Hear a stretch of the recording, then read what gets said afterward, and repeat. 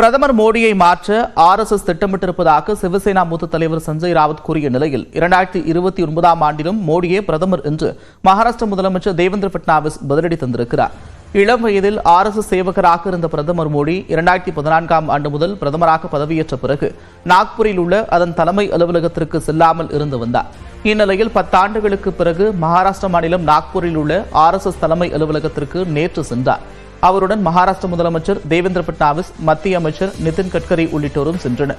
இந்நிலையில் அறிக்கை வெளியிட்டிருந்த உத்தவ் தாக்கரே சிவசேனா கட்சியைச் சேர்ந்த சஞ்சய் ராவத் பிரதமர் பதவிக்கு வேறு நபரை RSS தேடுவதாகவும் அதனால்தான் ராஜினாமா செய்வதை கூறவே மோடி RSS அலுவலகம் சென்றதாகவும் கூறியிருந்தார்.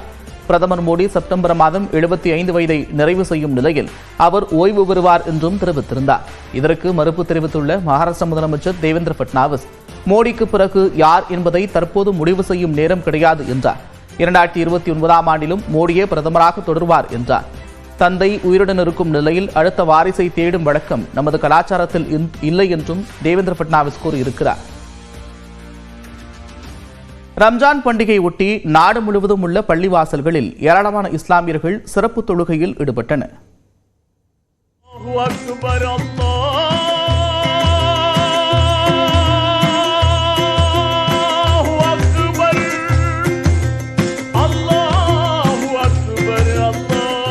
இஸ்லாமியர்களின் புனித பண்டிகையான ரம்ஜான் பண்டிகையை நாடு முழுவதும் உள்ள இஸ்லாமியர்கள் இன்று கொண்டாடி வருகின்றனர். தமிழ்நாட்டில் ரம்ஜான் பண்டிகை உற்சாகமாக கொண்டாடப்பட்டது. சென்னை ராயப்பேட்டை YMCA மைதானத்தில் நடைபெற்ற சிறப்பு தொழுகையில் ஆயிரக்கணக்கான இஸ்லாமியர்கள் புத்தாடை அணிந்து கலந்து கொண்டனர்.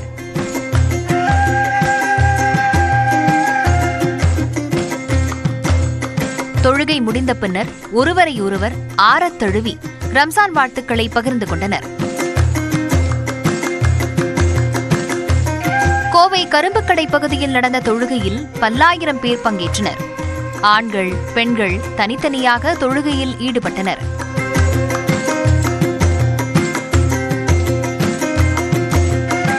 தொழுகைக்கு பின்னர் வக்ஃப் வாரிய மசோதாவிற்கு எதிராக கருப்பு பட்டை அணிந்து போராட்டத்தில் ஈடுபட்டனர்.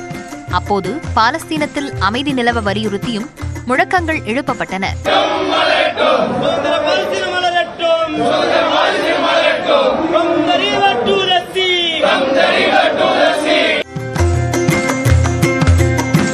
நெல்லை மேலப்பாளையத்தில் SDPI கட்சி சார்பில் நடைபெற்ற தொழுகையில் ஆயிரக்கணக்கான இஸ்லாமியர்கள் கலந்து கொண்டனர்.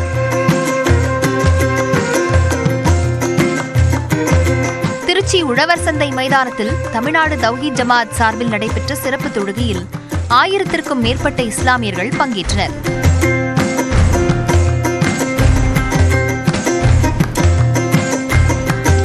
டெல்லியில் உள்ள புகழ்பெற்ற ஜமா மசூதியில் காலையில் பல்லாயிரக்கணக்கான இஸ்லாமியர்கள் தொழுகையில் ஈடுபட்டனர்.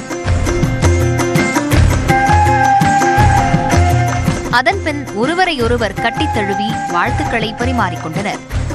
மத்திய பிரதேச மாநிலம் போபாலில் லட்சக்கணக்கான இஸ்லாமியர்கள் பிரார்த்தனையில் ஈடுபட்டனர். ராஜஸ்தான் மாநிலம் ஜெய்ப்பூரில் ரம்ஜான் தொழுகையில் ஈடுபட்ட இஸ்லாமியர்கள் மீது இந்துக்கள் மலர்களை தூவி வாழ்த்து தெரிவித்தனர். இந்தோனேஷியாவிலும் ரம்ஜான் பண்டிகை களை கட்டியது. ஜகர்த்தா நகரில் நடைபெற்ற சிறப்பு தொழுகையில் பல்லாயிரக்கணக்கான இஸ்லாமியர்கள் கலந்து கொண்டனர்.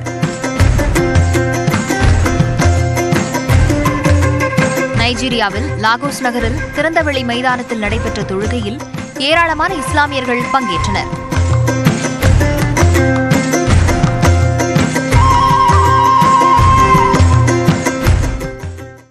சென்னையில் பிரியாணி கடைகளில் கூட்டம் அலைமோதும் நிலையில் சில கடைகளில் பவுன்சர் பாதுகாப்பு போடப்பட்டுள்ளது. தமிழ்நாட்டில் இன்று ரமலான் கொண்டாடப்படும் நிலையில் சென்னையில் உள்ள அனைத்து பிரியாணி கடைகளிலும் கூட்டம் அலைமோதுகிறது. சில கடைகளில் விரைவாக பிரியாணி தீர்ந்துவிட்ட நிலையில் பல பிரபல கடைகளில் பிரியாணி காலியாகிவிட்டதாக தெரிவிக்கப்பட்டுள்ளது. சென்னை ராயப்பேட்டையில் ஒரு கடையில் கூட்டம் அதிகரித்து காணப்பட்ட நிலையில் பவுன்சர்கள் என்று அழைக்கப்படும் தனியார் பாதுகாவலர்கள் பணிக்கு அமர்த்தப்பட்டுள்ளனர்.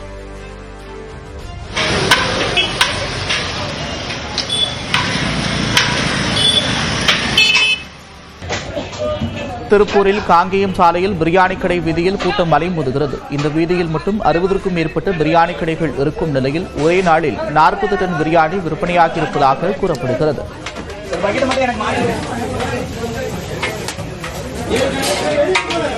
இன்னைக்கு ரம்ஜான் முன்னிட்டு பிரியாணி வாங்கலாம் வந்தோம். ஃபர்ஸ்ட் ஓவர் க்ரௌடா இருந்துச்சு. சரின்னு சொல்லிட்டு ஃபர்ஸ்ட் ஒர்க்கா வந்தா திரும்ப ஒர்க்கா பார்த்தா கூட்ட க்ரௌட கம்மியா இருந்துச்சு. சரி திரும்ப பார்சல் வாங்கிட்டு போலான்ட்டு வந்து வாங்கிட்டு போறோம். நான் அதனால இன்னைக்கு இந்த அளவு கூட்டம்.